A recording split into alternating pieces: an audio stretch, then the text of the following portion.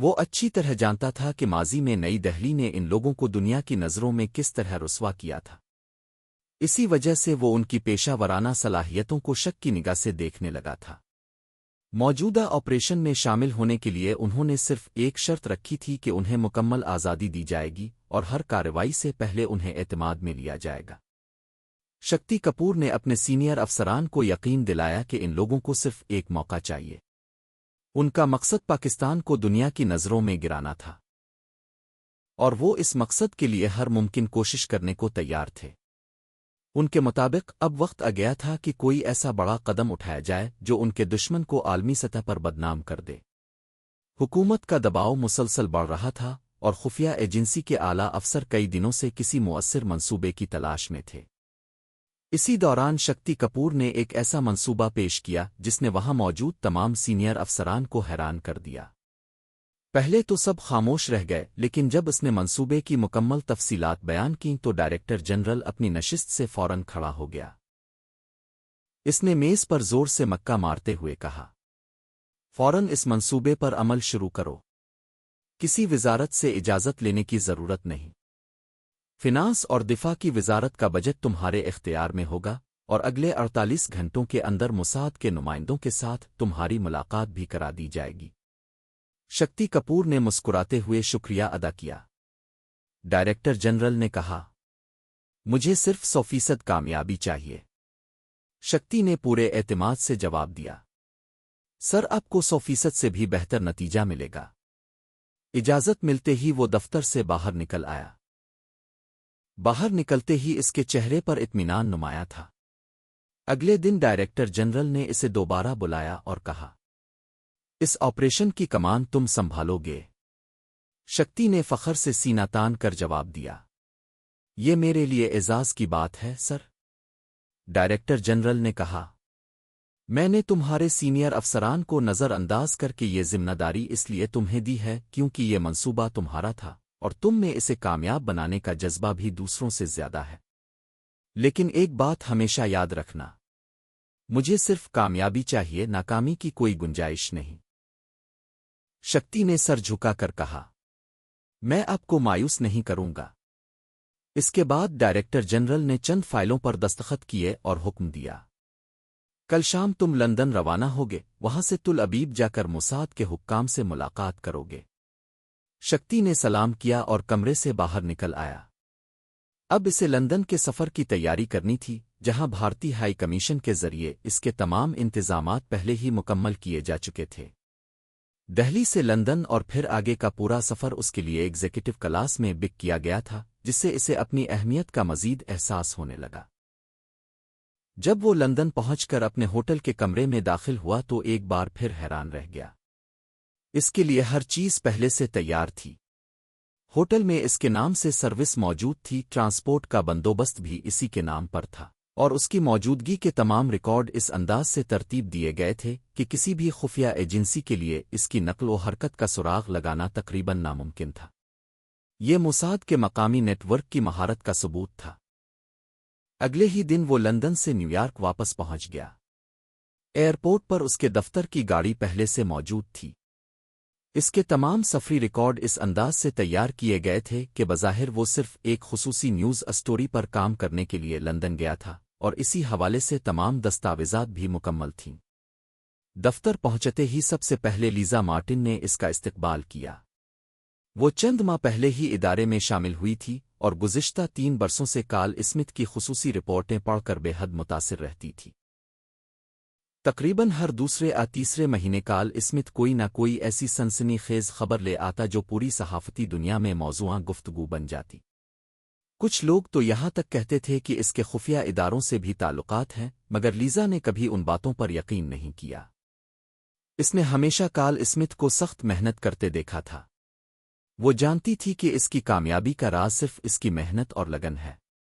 Lisa کی ہمیشہ سے خواہش تھی کہ وہ بھی کوئی ایسی بڑی رپورٹ تیار کرے جو اخبارات کی شاہ سرخی بنے، جس پر دنیا بھر میں بحث ہو اور الیکٹرانک میڈیا بھی اسے نمایاں طور پر نشر کرے۔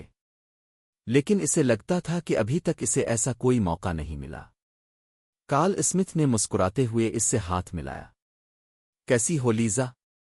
سر اب نے تو اس بار بھی کمال کر دیا، لیزا نے تعریف کرتے ہوئے کہا۔ کارل اسمتھ مسکرایا اور بولا، قسمت جیسی کوئی چیز نہیں ہوتی۔ کم ہمت لوگ اپنی ناکامی کا نام قسمت رکھ دیتے ہیں۔ میں صرف ایک بات پر یقین رکھتا ہوں، ہمت کرنے والوں کی مدد خدا بھی کرتا ہے۔ اتنے میں اس کے سامنے کافی رکھ دی گئی۔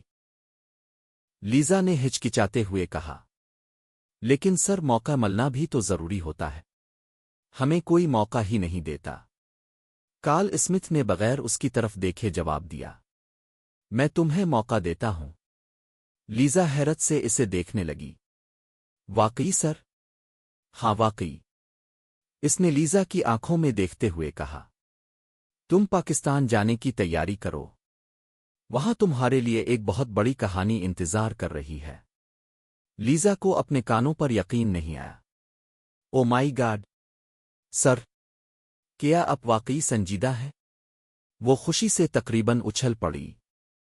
کارل اسمتھ نے مسکرا کر کہا، بیٹھ جاؤ، ایسی باتیں مذاق میں نہیں کی جاتیں۔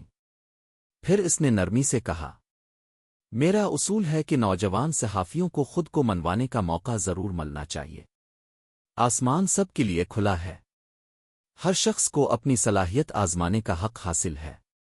لیزا کی آنکھوں میں خوشی صاف جھلک رہی تھی۔ کچھ لمحے خاموش رہنے کے بعد کارل اسمتھ نے بات آگے بڑھائی۔ افغانستان پر امریکی حملے کے بعد پوری دنیا کی نظریں اسی خطے پر لگی ہوئی ہے۔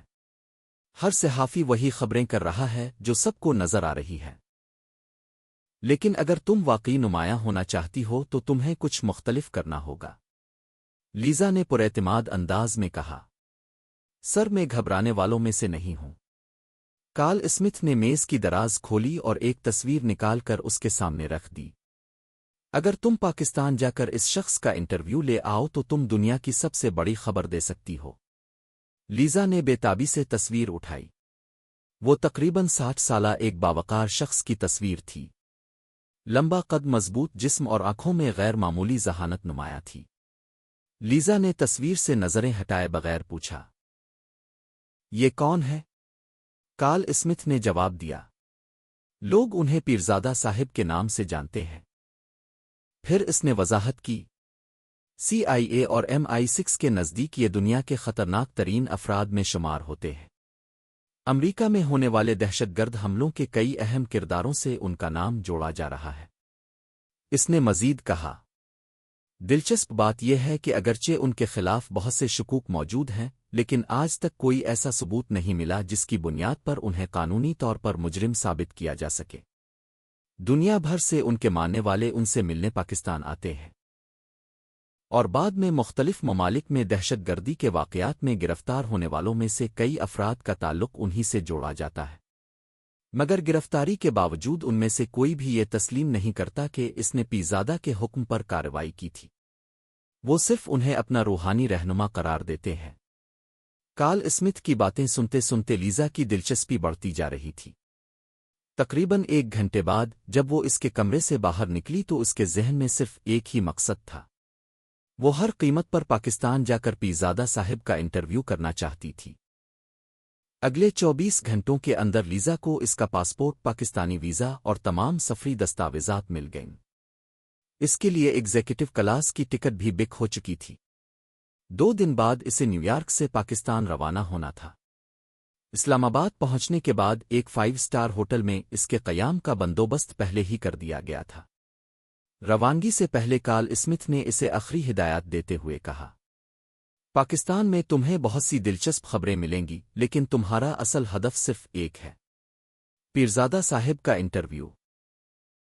اگر ضرورت پڑے تو اس کے لیے ہر ممکن قیمت ادا کرنا، کیونکہ یہی انٹرویو تمہیں عالمی شہرت دلا سکتا ہے۔ اس نے مزید کہا، وہاں میرا ایک قابل اعتماد ذریعہ بھی موجود ہے، اس کا نام نوید ہے۔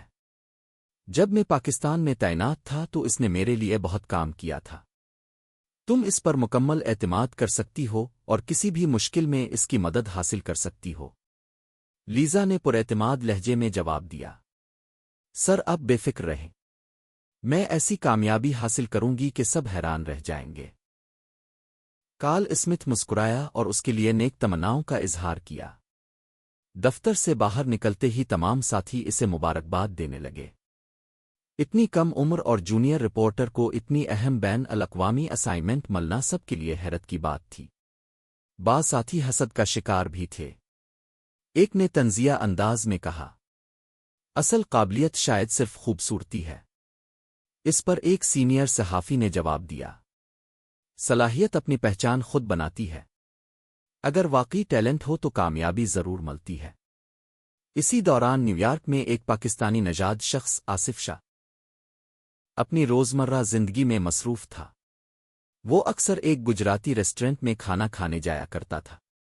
وہاں کے ملازمین اسے اچھی طرح جانتے تھے، لیکن اسے معلوم نہیں تھا کہ امریکی تحقیقاتی ادارہ FBI کافی عرصے سے اس کی ہر سرگرمی پر نظر رکھے ہوئے تھا۔ ان کے شبہ کے مطابق آصف شاہ کا پاکستان میں موجود پیرزادہ صاحب سے گہرا تعلق تھا، مگر اب تک ان کے پاس اس الزام کا کوئی مضبوط ثبوت موجود نہیں تھا۔ 9/11 کے بعد حالات بدل چکے تھے۔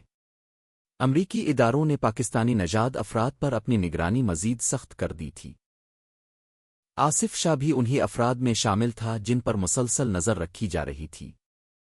ایک دن ریسٹورنٹ میں کھانا کھانے کے بعد اس نے وہاں موجود پبلک فون سے پاکستان ایک بین الاقوامی کال کی۔ اس نے اپنا اصل نام استعمال کرنے کے بجائے چودھری او کے نام سے بات کی۔ دوسری طرف موجود شخص کو وہ مک صاحب کہہ کر مخاطب کر رہا تھا۔ دونوں نے مختصر گفتگو کی، خیریت دریافت کی اور کاروباری معاملات پر بات کی۔ آخر میں آصف نے وعدہ کیا کہ 2 دن کے اندر رقم پہنچا دی جائے گی۔ یہ پوری گفتگو خفیہ طور پر ریکارڈ ہو چکی تھی۔ 2 دن بعد آصف نے ایک ایجنٹ کے ذریعے رقم بھیج دی۔ اگلی صبح جب وہ حسب معمول اپنے دفتر جانے کے لیے گاڑی کے قریب پہنچا تو اچانک 2 گاڑیاں تیزی سے آ کر رکیں۔ چند مسلح اہلکار باہر نکلے، اپنے شناختی کارڈ دکھائے اور سخت لہجے میں کہا، آپ کو ہمارے ساتھ چلنا ہوگا۔ آصف نے حیرت سے پوچھا، کیوں؟ میرا قصور کیا ہے؟ جواب ملا، یہ ہم بعد میں بتائیں گے۔ 9/11 کے بعد کے حالات دیکھتے ہوئے آصف نے مزاحمت مناسب نہ سمجھی اور خاموشی سے ان کے ساتھ چلا گیا۔ چند منٹ بعد وہ FBI کے دفتر میں تفتیشی کمرے میں بیٹھا تھا۔ تفتیش شروع ہوتے ہی ایک افسر نے اس کے سامنے پیرزادہ صاحب کی تصویر رکھ کر پوچھا، کیا تم اس شخص کو جانتے ہو؟ آصف نے جواب دیا، ہاں، ایک مذہبی شخصیت کی حیثیت سے ان کے بارے میں جانتا ہوں۔ اگلا سوال آیا، تمہارا ان سے کوئی تعلق ہے؟ نہیں، ہرگز نہیں، افسر نے سخت لہجے میں کہا، جھوٹ مت بولو، ہمارے پاس ثبوت موجود ہیں کہ تم جعلی ناموں سے پاکستان رقم بھیجتے ہو اور یہ رقم پیرزادہ تک پہنچتی ہے۔ یہ سنتے ہی آصف کے چہرے کا رنگ اڑ گیا۔ اسی لمحے دوسرے افسر نے ایک ٹیپ ریکارڈر چلا دیا۔ اس میں وہی گفتگو محفوظ تھی جو آصف نے گجراتی ریسٹورنٹ سے پاکستان فون کرتے وقت کی تھی۔ ریکارڈنگ سنتے ہی اس کے ماتھے پر پسینہ آ گیا۔ وہ گھبرا کر بولا، میں نے تو صرف حسن مک سے بات کی تھی۔ افسر نے جواب دیا، ہمارے پاس مکمل ریکارڈ موجود ہے کہ تم نے $50,000 پیرزادہ کے نیٹ ورک تک پہنچائے ہیں۔ جتنا جھوٹ بولو گے اتنی ہی مشکل میں پھنسو گے۔ پھر اسے دھمکی دی گئی، پیرزادہ دہشت گردی کے الزامات میں مطلوب ہے۔ اگر تم نے تعاون نہ کیا تو تمہیں بھی پاکستان میں موجود پرانے مقدمات کے حوالے کر دیا جائے گا، جہاں تمہاری باقی زندگی جیل میں گزر سکتی ہے۔ یہ سن کر آصف بالکل ٹوٹ گیا۔ اس نے سر جھکا کر آہستہ سے پوچھا، آپ لوگ مجھ سے کیا چاہتے ہیں؟ افسر کے چہرے پر ہلکی سی مسکراہٹ آ گئی، اب تم صحیح سوال پوچھ رہے ہو۔